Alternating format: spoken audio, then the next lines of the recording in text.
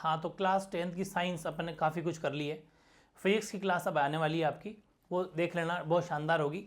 ये चैप्टर काफ़ी बड़ा चैप्टर था, जैव प्रक्रम, लाइफ प्रोसेस, काफ़ी बड़ा चैप्टर, बायोलॉजी का पोर्शन है ये, इसलिए आई थिंक आपने इसको देख तो लिया होगा वैसे, लेकिन ये कुछ इंपॉर्टेंट मैं आपको बता के जा रहा हूँ, इनको आपको ज़रूर देख के जाना है, जहाँ तक आपको यहाँ से भी क्वेश्चन मिलना तय है, ठीक है।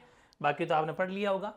एक तो ये मैंने खुद ने मेहनत करके आपके लिए टेबल बनाई है कि मानव का जो वहन तंत्र होता है उसके दो फैक्टर है, दो घटक है। एक तो आपको पता है परिसंचरण तंत्र और एक है लसिका तंत्र। लसिका तंत्र यानी कि लिम्फेटिक सिस्टम हो तो ऐसे ही मिल जाएगा आपको, लेकिन जो ये सर्कुलेटरी सिस्टम है, सर्कुलेटरी सिस्टम वेरी इंपॉर्टेंट है। इसके 3 भाग होते हैं, हार्ट मानव हृदय, रुधिर और रुधिर वाहिकाएं।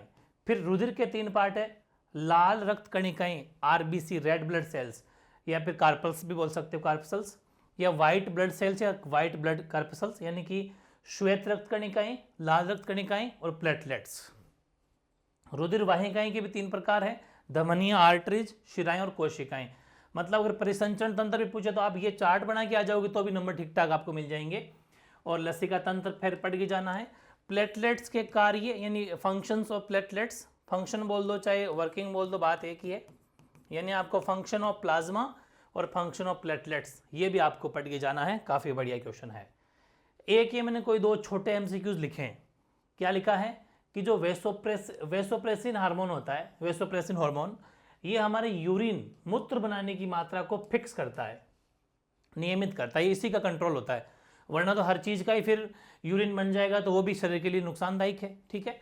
तो ये मात्रा को फिक्स करता है, नियमन करता है। वेसोप्रेसिन हार्मोन को एडीएच कहते हैं। एडीएच का मतलब क्या हो जाएगा, anti diuretic hormone. Anti diuretic hormone कोई एमसीक्यूज में आ सकता है, काफी इंपॉर्टेंट लगा मुझे, ध्यान रखना। एक प्रकाश संश्लेषण यानी जो लाइट प्रोसेस है, ये भी क्वेश्चन में आ सकता है। ऐसा आ सकता है कि जैसे आया था 2-3 साल पहले, एरो बना दिया और कहा यहां और यहां क्या आएगा, तो यहां पर तो सूर्य का प्रकाश यानी कि सनलाइट, यहां तो क्या आ जाएगी सनलाइट, और यहां आ जाए क्लोरोफिल। तो ध्यान रखें कि 6CO2 + 12 H2O आफ्टर रिएक्शन यानी सूर्य का प्रकाश या क्लोरोफिल, नीचे C6H12O6 + 6H2O + 6O2, यानी ये फॉर्मूला होता है ग्लूकोज का। ये ग्लूकोज होता है, ये जल है, ये ऑक्सीजन है, ये वाटर है और ये कार्बन डाइऑक्साइड। ध्यान रखना। प्रकाश संश्लेषण की अभिक्रिया पूछे आपसे, प्रकाश संश्लेषण को भी पढ़ के जाना, प्रकाश संश्लेषण क्या होता है, और प्रकाश संश्लेषण की अभिक्रिया पढ़ के जाना, और अभिक्रिया को प्रॉपर पढ़ के जाना, ऊपर क्या आएगा नीचे क्या आएगा ये सब पढ़ के जाना है। ग्लूकोज का फॉर्मूला भी आपको याद हो जाएगा, C6H12O6। इस बार 100% बड़ा क्वेश्चन आएगा भाई, बड़ा है ना, मतलब 3-4 नंबर में। मानव हृदय, ह्यूमन हार्ट आने के पूरे चांस है, बहुत इंपॉर्टेंट है।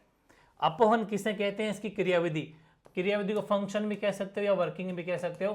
तो ध्यान रखें डायलिसिस क्या है और इसके फंक्शन क्या है, काफी इंपॉर्टेंट है। मानव उत्सर्जन तंत्र का डायग्राम भी बनाना है इसके, और इसके फंक्शन भी पढ़ के जाना। ह्यूमन एक्सक्रीटरी सिस्टम के देहग्रोम क्या होते हैं, इनका महत्व देख लेना भाई, इंग्लिश ट्रांसलेट कर लेना इसकी। और रुधिर व लसिका में अंतर, यानी difference between blood and lymph. और यकृत के कार्य यानी फंक्शन ऑफ लिवर, लिवर के कार्य भी आपको पढ़ के जाना चाहिए। रक्तचाप, रक्तदाब, ब्लड प्रेशर या अति तनाव, हाई बीपी, एक ही बात है ब्लड प्रेशर, ये कितना होना चाहिए, अपनी बॉडी का ब्लड प्रेशर कितना होना चाहिए, किससे नापा जाता है, मेजरमेंट किया जाता है, आपको पता ही है, स्पाइगमो मैनोमीटर से इसको नापा जाता है, बीपी को कितनी होनी चाहिए इंसान की बीपी, वो सब बातें पढ़ के जानी है, ठीक है। एक है difference between when and artery, धमनी व शिराओं के बीच में अंतर, 2-2, 3-3, 4-4 पढ़ जाना, ये भी इंपॉर्टेंट है। एक बेसिक क्वेश्चन, अगर हमारी बॉडी में, हमारे शरीर में हीमोग्लोबिन की अगर कमी हो जाएगी तो क्या क्या उसके कॉन्सिक्वेंसेस या क्या क्या परिणाम हमें भुगतने पड़ेंगे, वो देखना है। वायवीय श्वसन और अवायवीय श्वसन में क्या अंतर है, aerobic respiration and anaerobic respiration में क्या डिफरेंस है, वो भी आपको पढ़ के जाना चाहिए। भोजन में लार की भूमिका, सलाइवा जो थी लार बनती है, आपको पता है वो भोजन को गीला करती है, लसलसा करती है, पाचन क्षमता बढ़ाती है। तो भोजन में लार की या सलाइवा की क्या रोल है, क्या इंपॉर्टेंस है, वो पढ़ के जाना। वृक्काणु या नेफ्रॉन, इसका भी आपको डायग्राम बना के जाना, थोड़ा सा मुश्किल है वो घुमाने वाला, सीधा सीधा सा, लेकिन पढ़ के जाना। जाइलम फ्लोएम क्या होते हैं, काफी इंपॉर्टेंट क्वेश्चन है, ढंग से पढ़ के जाना। मनुष्य में ऑक्सीजन और मनुष्य में कार्बन डाइऑक्साइड, इन दोनों गैसों का ट्रांसफॉर्मेशन जो चलता रहता है, ये परिवहन कैसे कहते हैं, मतलब कैसे करते हैं, वो भी आपको बताना है। और स्टमक, आमाशय का मतलब क्या हो गया भाई, स्टमक, हमारे स्टमक में अम्ल का मतलब हो गया एसिड।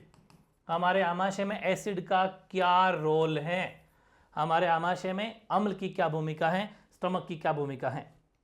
पाचक एंजाइम के क्या काम है भाई, जो डाइजेस्टिव एंजाइम है उसके क्या रोल है, क्या फंक्शन है। तो ये आपको बताने थे। ये एक छोटा सा चैप्टर, बहुत ही प्यारा सा चैप्टर, छोटा तो नहीं कह सकते, बड़ा चैप्टर है, इसलिए मैंने इसको इंपॉर्टेंट लगाना समझा। इसको पढ़ना शुरू करो, ढंग से पढ़ रखा हो तो पढ़ लेना। अभी जल्दी थोड़ी देर के अंदर आपकी फिजिक्स की क्लास भी आ जाएगी, फिर लगभग मेरे हिसाब से तो ऑलमोस्ट कंप्लीट ही है। और फिर भी कोई डाउट हो तो कमेंट कर देना, उस पर भी सेशन रख देंगे, ठीक है ना। तो इसको ढंग से पढ़ लेना भाई, ये वेरी सिलेक्टिव क्वेश्चन थे, ठीक है ना। ओके।